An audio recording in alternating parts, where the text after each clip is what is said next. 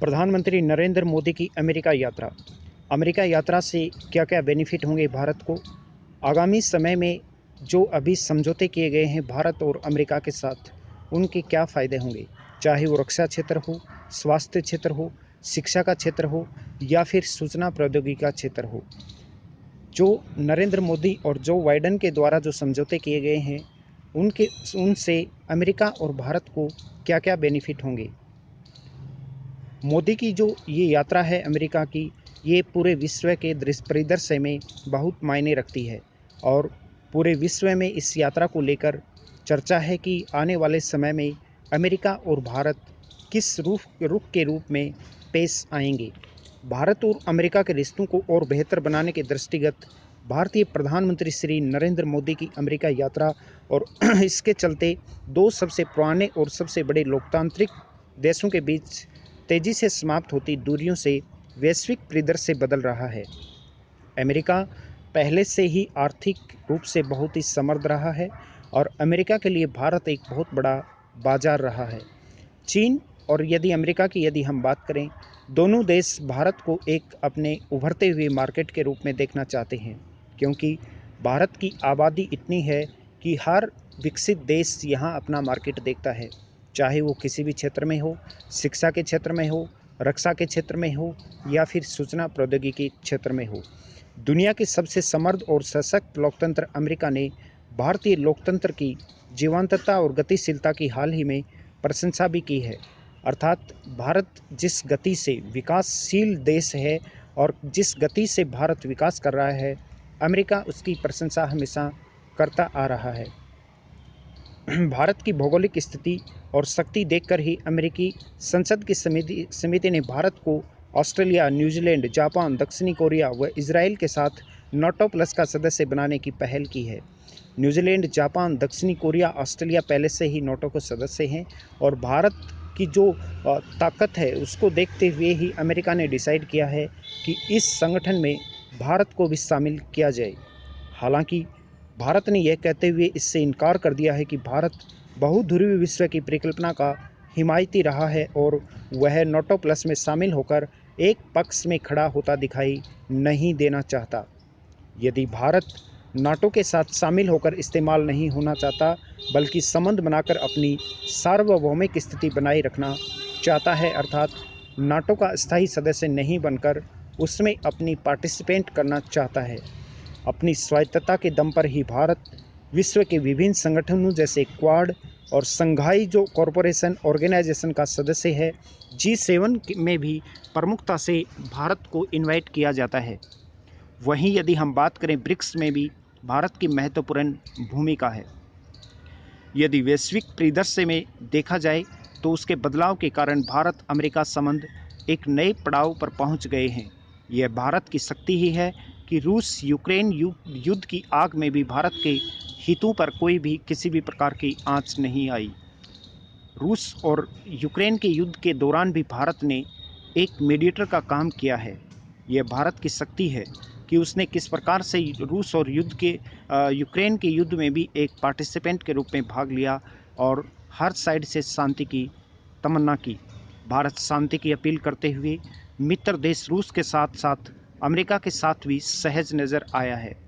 वस्तुतः अंतर्राष्ट्रीय राजनीति की यदि हम बात करें तो अंतर्राष्ट्रीय राजनीति में भी भारत ने हमेशा पार्टिसिपेंट किया है, चाहे वो रूस यूक्रेन युद्ध हो, चाहे वो चीन की सीमा का विवाद हो या फिर पाकिस्तान का विवाद हो, चाहे इजराइल में आया हुआ संकट हो या किसी भी देश में आया हुआ भूकंप, सुनामी हो, हर क्षेत्र में भारत ने पार्टिसिपेंट किया है।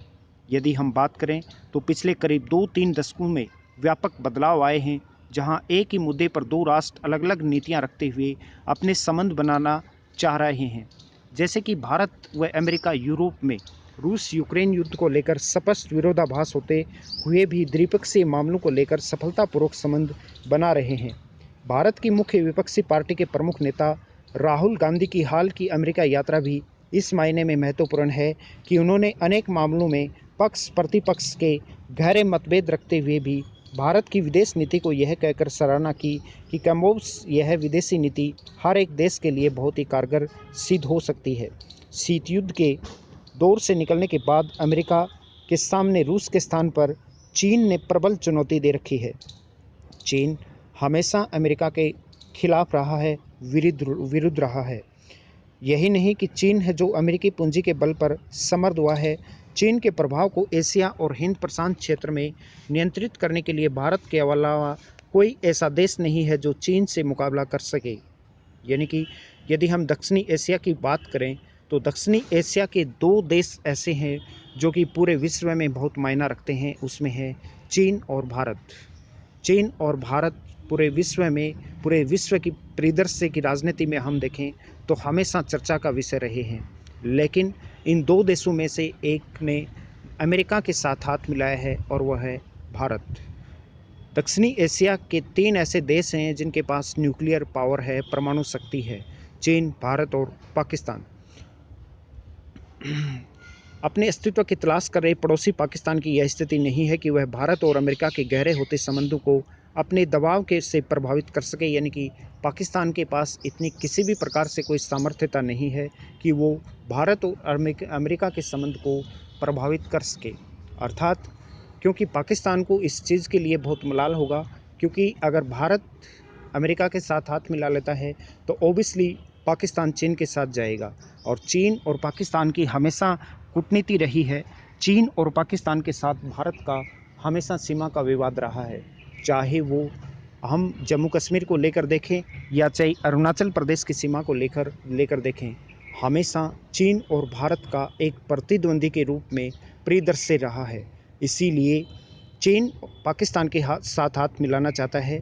यदि हम बात करें हाल ही में हुए रूस और यूक्रेन युद्ध की, रूस और यूक्रेन युद्ध में जब भारत ने रूस से अपना तेल आयातित किया था तब भी पाकिस्तान को कोई उसमें आपत्ति नहीं हुई, क्योंकि पाकिस्तान को पता था कि भारत एक उभरती हुई अर्थव्यवस्था है।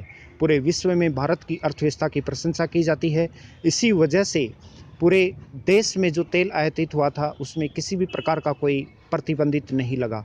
यदि हम आर्थिक परिदृश्य की हम समीक्षा करें तो देखेंगे कि अमेरिका का जो डॉलर है वो भारतीय मुद्रा से कहीं कंपेयर अगर हम करें तो भारतीय जो अर्थव्यवस्था है वो अमेरिका को प्रभावित कर रही है, क्योंकि भारत की एक बहुत बड़ी जो तादाद में युवा शक्ति है वो अमेरिका में काम करती है।